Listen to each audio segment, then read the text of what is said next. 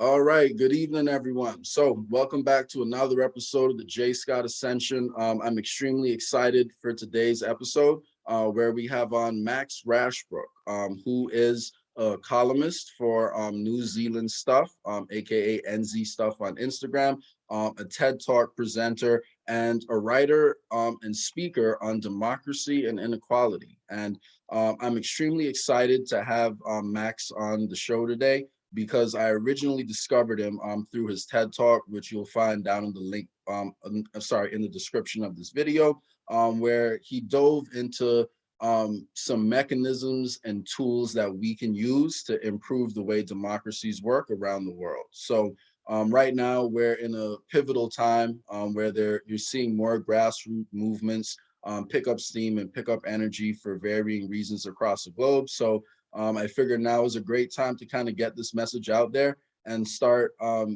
helping people visualize how we can become more engaged in democracy. So before we jump right into it, Max, can you give the viewers just a brief background on who you are and how you got involved in this work? Yeah, thanks. And look, and thanks so much for the chance to be on the podcast. Yeah, I mean, my background is as a journalist originally, I guess, but also as an academic. I've sort of lived in both New Zealand and Britain.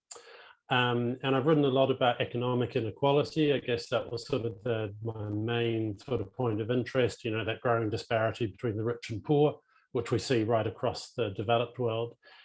And then sort of thinking about those issues, you start thinking about, well, what are the solutions, to those big disparities? And a lot of it comes back to government. A lot of the ways in which we can resolve those disparities are things that we need to do through political means. And so that got me thinking in turn about how governments work and how sort of systems of democracy work. And because, one of the big barriers that people sort of face when they think about economic inequality is a lot of people don't trust government to do anything about it, and they just don't think that governments work or are efficient or would spend their money well. And so that got me started on this journey of thinking about, well, to some extent, that's a legitimate reservation. Okay, how do we make governments work better in the 21st century? How do we make democracy work better? And that led to the stream of work that culminated in that talk on the TED site that you're talking about. Yes.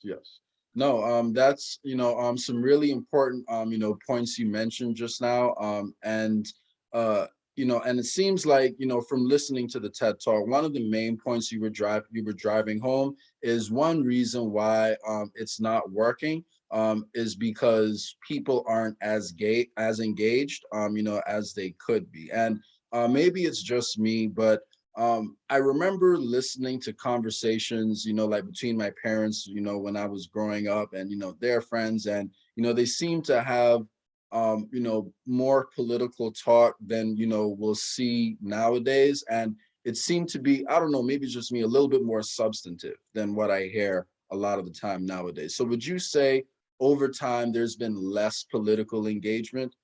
Is that like a trend you've noticed? Is that something that you think is happening?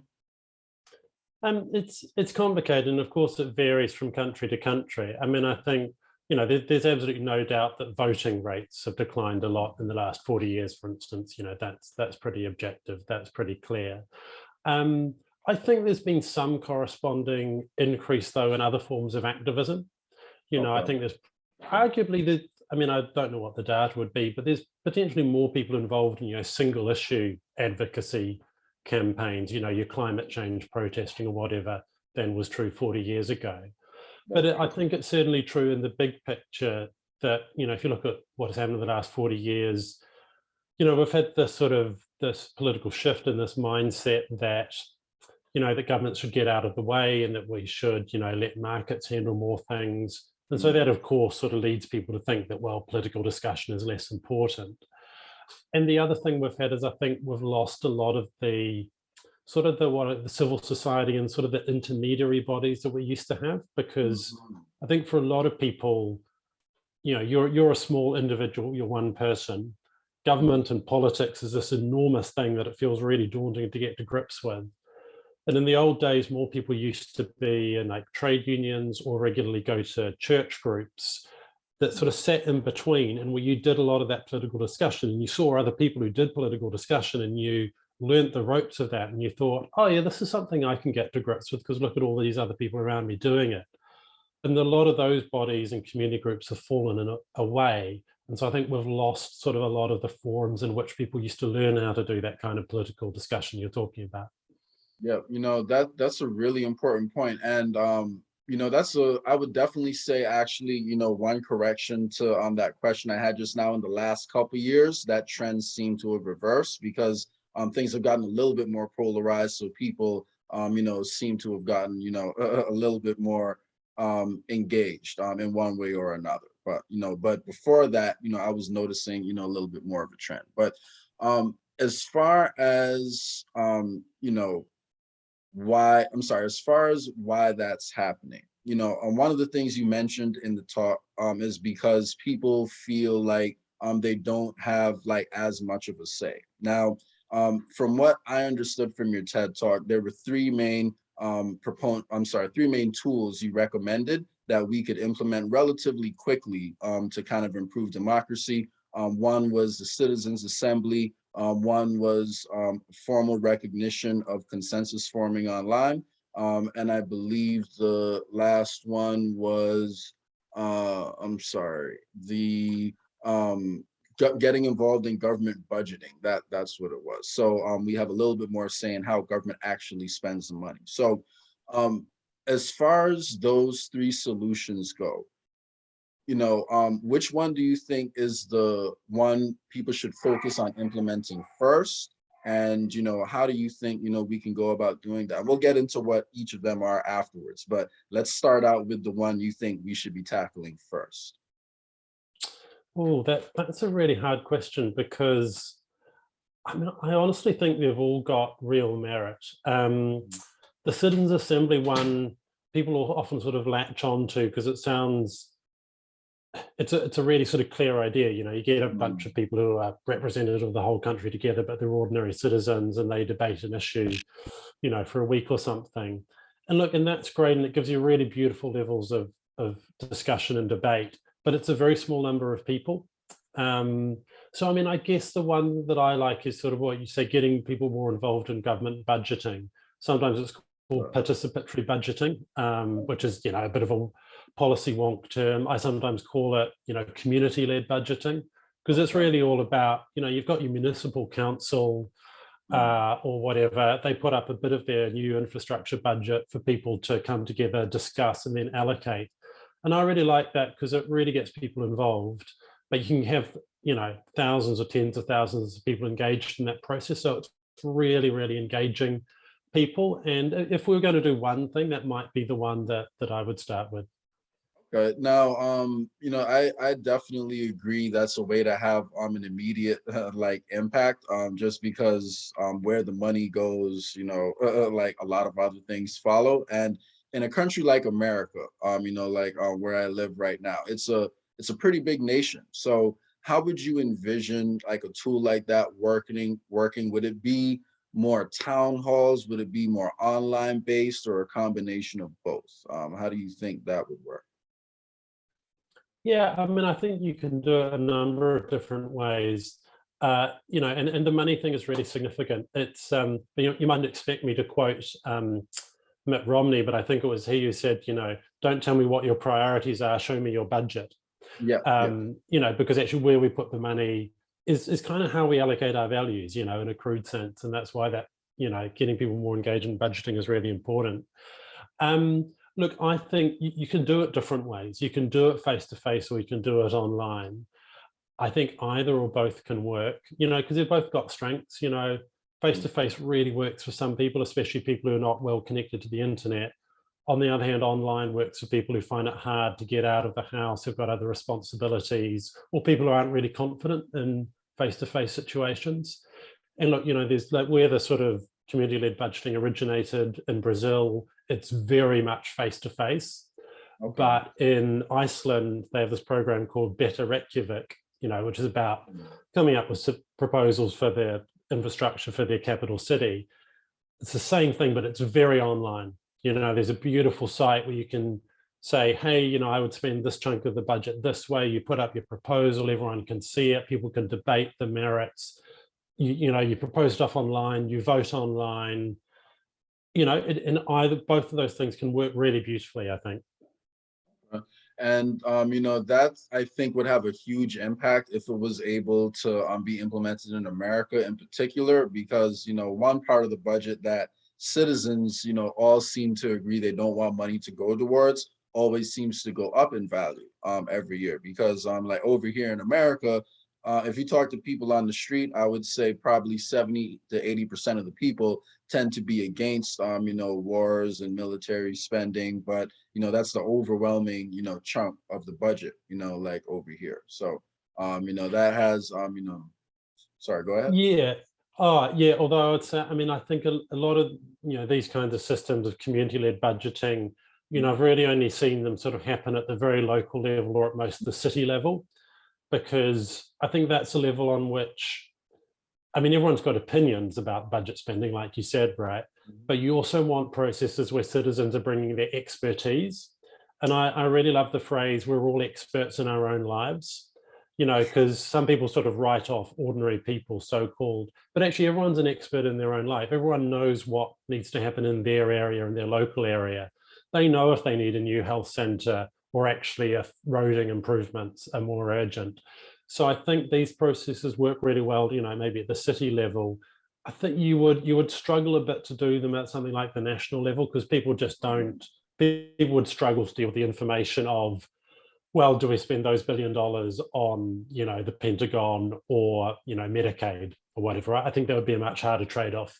Now, that is an excellent point. So on that specific point, I have two, questions for you, but I'm going to come back to blockchain. That's going to be part of the second part of that question. But one thing I wanted to ask you, when it comes to the national versus, local level, some people would say that national problems, aka problems that affect people all over the country, might require national solutions. And some people would say global problems require global solutions. So how would we, how do you think, this would, how do you think citizens can get their voices heard on some of these global problems, like a little bit more? Well, not really get their voices heard, because like you mentioned, on the single topic issue like climate change, that is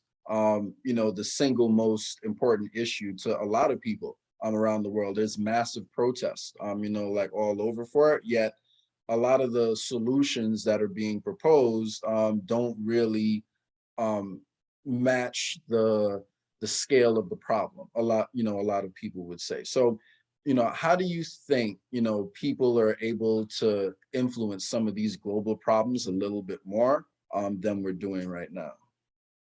Yeah, it's a really interesting question. The international level stuff is obviously super complex, and I'm not aware of, a lot of work that's sort of going on that would change that dynamic in terms of citizens getting more engaged at that level. But I think you can do a lot at the national level. And of course, because even though climate change is an international issue, most of the action is being taken by national governments still, right? That's where the sort of the locus of the problem actually lies. And there, I think, yeah, sort of like a community budgeting approach would probably struggle, but that's maybe where citizens' assemblies are more useful. And for me, it's really striking that both, in different ways, England and France have had citizens' assemblies on climate change, so climate assemblies, they're called, where they've got, 100, 150, 200 people together who are, who have been chosen to be absolutely representative of the wider population based on, age, gender, ethnicity, income, levels of education, all of that. And those people are given really good information, and they're sort of trained in how to discuss the issues well with each other, and they're put in front of experts, and they're given a whole series of weekends or a couple of weeks or whatever, and they're paid for their time if need be. And what they do, and the principle there is, if we could all as a whole country get together in a room and discuss issues with the quality and depth of thinking and listening and openness that you get in these assemblies, then the conclusions that these 100 sort of perfectly represented citizens reach is the same conclusion that we as a country would reach, except that, of course, we can't have all 300 million of us in the room at the same time. And so I think, and of course, the discussion that happens in those assemblies is totally different to the one that you get in conventional politics, which unfortunately is scarred by partisan infighting and all the problems that we know about with conventional politics. Yes. And and in the French case in particular, just to finish, it's not going perfectly, but the president Emmanuel Macron at least initially said, look, we will implement everything that this climate assembly recommends. Oh, wow. Now, predictably, he's kind of gone back on a bit of that, and I think there's at least a quarter of the recommendations that he's not going to implement, and yeah, that's problematic. But actually, that's still a really great process, I think, and so much better than the conventional politics way of trying to handle climate change. That's a really excellent point. I wasn't aware that citizens assemblies were happening in those countries. Now, did that happen before your TED Talk or after your TED Talk? I think the English one was just sort of starting to get underway, but the French one definitely was certainly like it's reporting back was sort of after my talk. Okay. So that's a really exciting development. And what I think is great about that is, and the other thing, like you can have the citizens assembly and it's just, 100, a couple of hundred people, but if you publicize it really well and, it's plugged and like in conventional congressmen and women and whatever know it's happening, it gets a whole lot more legitimacy and a whole lot, and if it's reported well in the media, then actually people really feel part of it, even when they're not in the room. And the other great thing I think about these kinds of assemblies is, action on something like climate change, I think, is so hard because a lot of people have got their head in the sand about it. They're just not engaging, or they feel threatened. They think they're going to lose their livelihoods, or they just don't understand why it's so pressing, particularly for maybe and it's typically the poor and ethnic minority communities that are going to be hit first by climate, or at least a representative sample of everyone in the room. People have to listen to each other, The people who are going to be affected by climate change are right there and they can talk directly to the people who are just trying to say, it's not my problem, it's not a real issue, we'll all be fine, technology will solve everything. And that that changes people's minds. And I think that at that point, people actually start thinking about the collective because the collective is right in front of them and they're forced to think about it. And that for me is part of the power and the magic of those kinds of assemblies. Yeah, that's true. Empathy, definitely goes a long way, and kind of putting a face to those people who will be affected, can really help stir up some of those empathetic emotions in people. So, but yeah, I'd agree with that. So, yeah, as far as blockchain goes, so to get back to that, so one of the issues you mentioned just now, a potential problem with introducing more public engagement on these issues is if you have people voting on issues that they aren't informed about, then it makes it a little bit more, you may not get the quality decisions out of it if people aren't informed about the issues they're discussing. So I actually finished a book a few years ago called Blockchain Revolution by Don Tapscott. And one of the things he mentioned in the book is how blockchain could affect democracy. So I'd love to actually hear your thoughts on, one of the solutions he proposed, which was essentially not trying to introduce necessarily means testing into representative government that we have right now. However, if we have a more complicated issue, he presented a scenario where, people on both sides of the issue would, present an argument, and the person would take maybe a short course, depending on, how the course length would depend on how in-depth the issue is, obviously. And they would need to pass that course that shows they grasp the arguments of both sides before they're able to actually vote, on an issue. So, and the reason why, blockchain is tied into the system is just in the digital identity part of it, because we want to make sure we're protecting our privacy as this is going on. And blockchain technology does have the unique ability to give an extraordinary amount of control over who's allowed to see what and how the data is stored, because it's stored on a decentralized ledger. So without getting too much into the details of how the technology works, it allows it to kind of track in real time who has what score, who passed, and when you go into the voting booth, these records are tied directly to that person's identity, enabling them, to vote on that issue. Is that something, you could see playing out, depending on how technology advances? That's an interesting one. I hadn't heard of that proposal. Yeah, I'm a bit reluctant about that, to be honest with you, on a couple of levels. I mean, I applaud the desire to, get a more informed debate going, and it is one of the issues that democracy generally struggles with, is that people don't always know what they're voting about. But I worry about anything that creates a barrier, where you're effectively saying, I mean, it's obviously I haven't sort of seen this proposal in detail, so I might be misrepresenting it, but anything that sort of looks like, effectively creating a hurdle where you're sort of saying, well, some people you can vote or you can't, or even a sliding scale thing, like some people's vote is worth more than others. I mean, I feel like there'll be a bit like, it's funny because blockchain is sort of very much, part of the future, but they would almost be going back to the past. I mean, John Stuart Mill and people like that in the 18th, 19th century, just straight out said, well, look, I think some people should have more votes than others. He flat out said, look, right, yeah, I think it was like people who've been to university, or, whatever equivalent the university was in those days, should have 4 votes to, 1 for the uneducated labourer. And I think we rightly now find that repugnant as an idea. Now, I mean, I get that this is a bit different. It's not sort of status-based. It's more like pure, knowledge-based. But I just would be very nervous about sort of credentialing the voting system.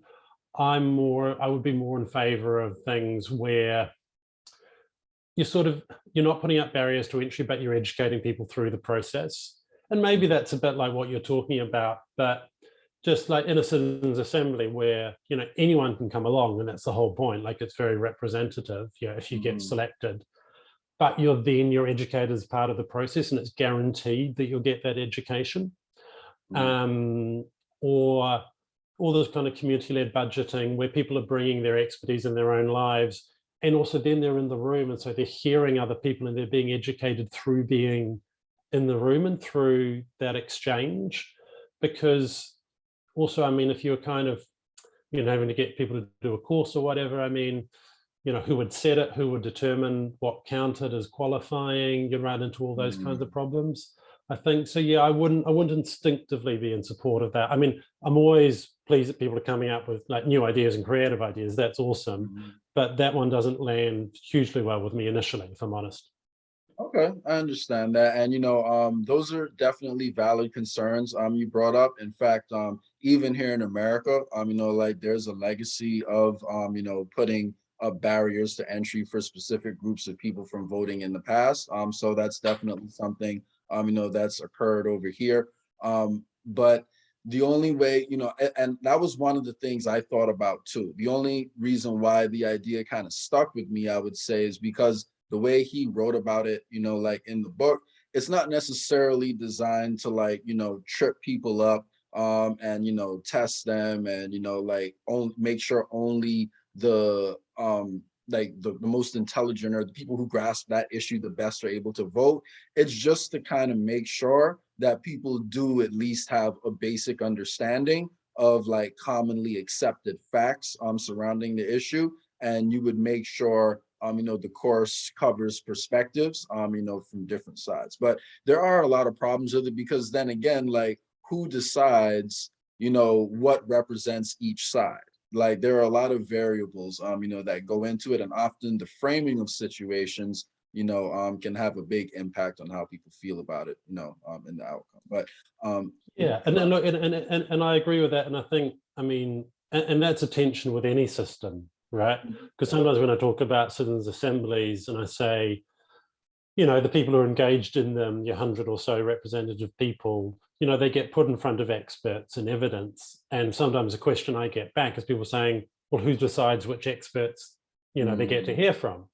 Yeah. And it's a really good question. And the answer is, well, the body that sets up the Citizens Assembly, will draw up an initial list. And so you could say, well, there's the opportunity for bias there. But then usually the way it works is that the Assembly can also decide which expert it wants to hear from. So it can call its own witnesses, as it were. So you're building in a bit of an anti-bias sort of mechanism there, and you're maintaining the autonomy and the authenticity of the Assembly in that way.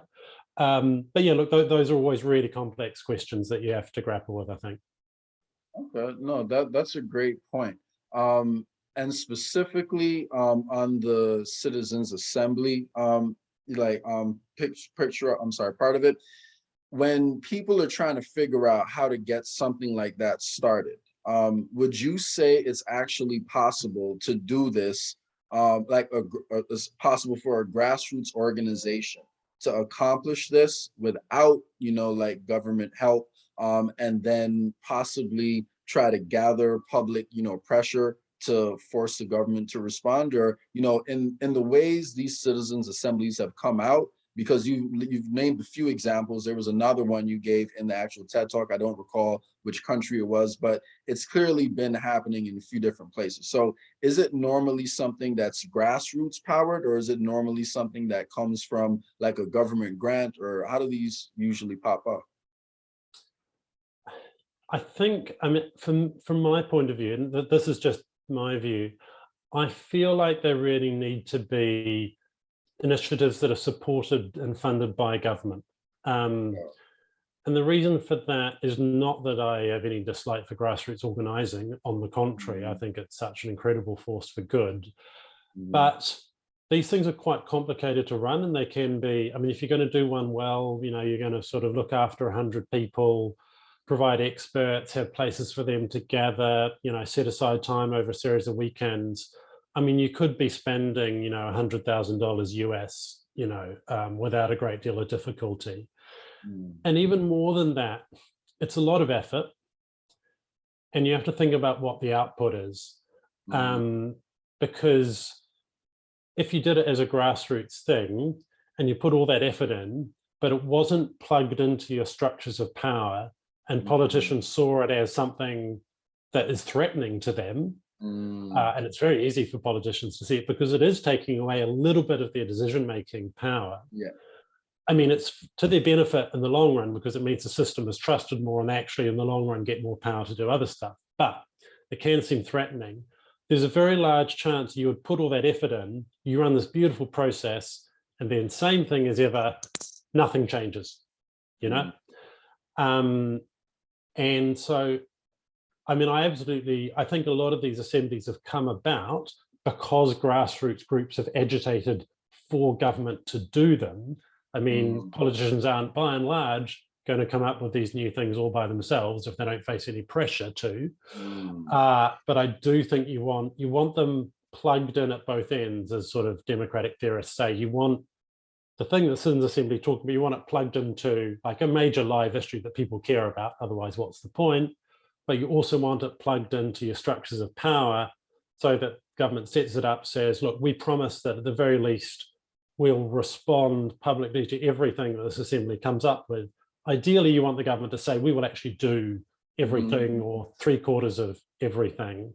I do think you want it to be you want it to be changing from within your structures of government, not sat outside oppositionally. Like there's lots of stuff that is oppositional that I think is great, like protest movements and consumer boycotts. I just think that's a different kind of thing. Got it. And yeah, I'm guessing the level of organization and, the amount of time that would go into that, is, a lot, because, there you do need to, recruit people from different specialties, and all that. So, I would say, do you think it's possible to accomplish even, with a group of really dedicated people? And the reason why I asked that is because I think, say, for example, my home country, Turks and Caicos Islands, the situation over there is completely different than a country like America, where I likely would never meet, my government representative, my national government representative, just going about my daily life. But in Turks and Caicos, like I personally know like the majority of people like who are in government over there because the community is that small. Like people are, aware, like people know each other. They're never more than like one or two friends removed. So um in a country as big as America, I would say it's a lot harder to kind of get that attention and then apply pressure, like to governments to make them respond. But would you say in some of these smaller countries, maybe not even as extreme, like as Turks and Caicos, but in countries where you do have those personal relationships, like with your representatives, do you think, it's even, it's more possible over there? Because unfortunately, some structures do seem very resistant, like to change and other outside forces coming in. So do you think it would be possible to kind of go, straight for the prize in some of these smaller communities, or would you still say it's probably better to try and, lobby the government to implement a structure?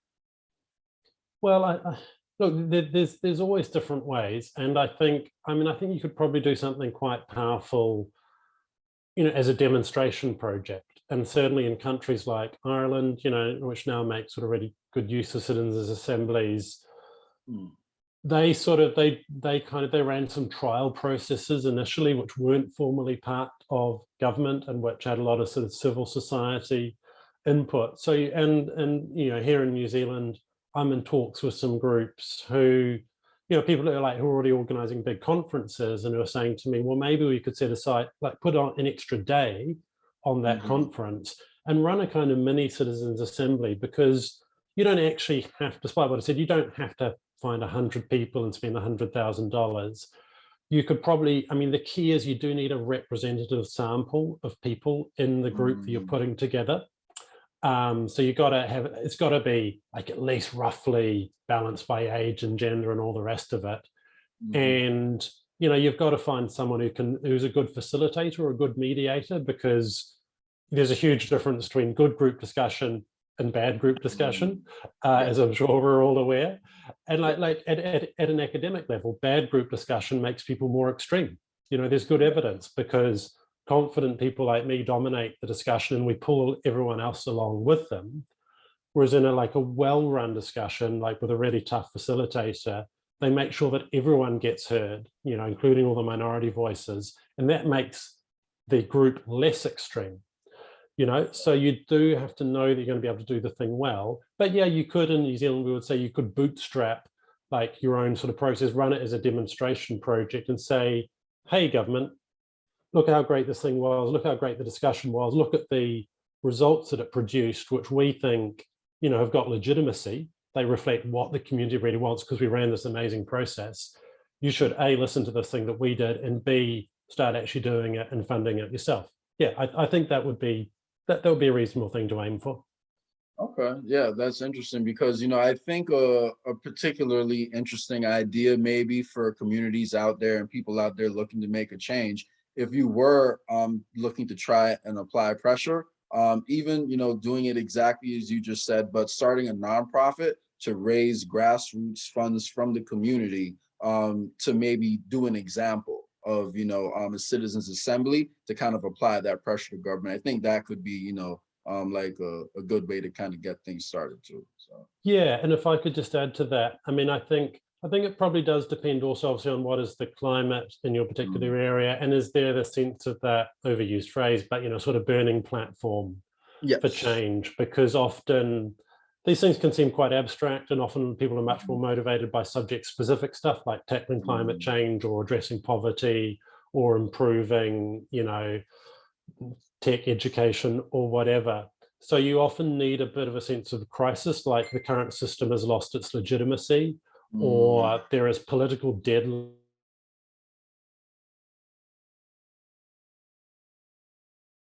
on a major issue, so that you can say, hey, we've got this thing that will help resolve that. So I think, your ability to be successful will depend upon how much of a sense of crisis there is or not. yes, no, definitely, I'd agree with that. So There's definitely a few crises going on in the world right now. So you are seeing people a little bit more motivated than they have been in a while. So I hope people can take some of this energy, and push it in a positive direction, and actually make, some changes that'll help address the systemic the systemic reasons behind the problems we face in the world today. So with that being said, Max, I definitely want to, I know you have another appointment you have to get to. So I really want to thank you for your time, for coming on this podcast. There was some really great information. Is there any final thoughts you'd like to share, with my viewers? Yeah, look, I think just one thing, and we've been talking a lot about sort of the forms and shapes that this change can take. These new ways of doing democracy. I guess for me, there's a couple of underlying principles which are really important. You want people to be more engaged, greater participation. I think that's really important. Like it's the right thing to do, but it's also going to make government work better, I think. Yes. So you want people more engaged, and I suppose we've sort of touched on this, you also want that engagement to be intelligent, and okay, I'm reluctant about sort of some of the sort of, credentialing stuff we talked about, but you want there to be participation, but you also want there to be high quality discussion, as part of people's participation, because, really the crowd is where the wisdom is. If we're trying to solve a given problem and there's 20 of us in the room, generally each of us will have a little bit of the solution, but we won't have the whole solution by ourselves. But that solution will only emerge if we can talk about it intelligently with each other. So it's not that great just getting people to participate. The participation, you also need the deliberation, as we would call it, the high quality public discussion. Participation empowers the crowd, but discussion is what makes the crowd wise. No. So that these couple of principles there. And finally, if there's a value that sort of sits even more deeply, that sort of underpins those principles, I think it is about having trust in your fellow citizens. And for me, that's a really important point, because we have a really polarized political sphere at the moment. We have, a feeling that I think a lot of people are quite distrustful of their fellow citizens now, like just don't think that other people are up to doing that democratic work, if you want to call it that, aren't up to the task of facing these big problems and making complex decisions. And I think the record of all the stuff I'm talking about, I don't talk about it just because I think it sounds nice. I think, the evidence base is that these things work, and also that people do really amazing democratic work in these forums, in citizens' assemblies and community-led budgeting. If you put people in the right situations, they are really capable of grappling with complex issues, listening, thinking, changing their minds when they hear better arguments, if they're in a good environment. So fundamentally, I think, the pitch I'm trying to make here really is that there is evidence that we can trust our fellow citizens to grapple with the biggest, most complex issues that we face. And on that same note, as someone who's lived, like in Florida and the Caribbean my entire life, I've actually been through, several hurricanes, and I've seen how people act in the aftermath of a hurricane. And that's influenced the way I hear a lot of these conversations about how people think, folks would act, like in hard times. And I'm actually of the belief that people tend to come together a little bit more in hard times, except in situations where they've been extremely polarized for one reason or another. But outside of that, I think people tend to help each other a lot more than people realize in those times. So I do agree with you that we should, in general, even when we disagree with people, just take a moment and realize it's probably because even though we want similar things, we have different experiences that lead us to believe different things, rather than assuming the worst, out of people. But and another point you hit just now, evidence-based discussion and intelligent conversation, that is like a major part of this, because one thing I find whenever I, am debating with people because I disagree with them, I find that if we can bring it back to the evidence, like at hand, and actually discuss facts and try and work our way up from there, that usually tends to get like better, less combative results when you're asking more questions and providing evidence instead of just like, assuming and, repeating things, you may have heard other people say. So yeah, but yeah, I want to thank you, so much for taking the time to come on the podcast today, Max. And yeah, appreciate you. Have a good day. Appreciate you for coming on. All right. Thanks very much. Really enjoyed the discussion. All right. Have a good one.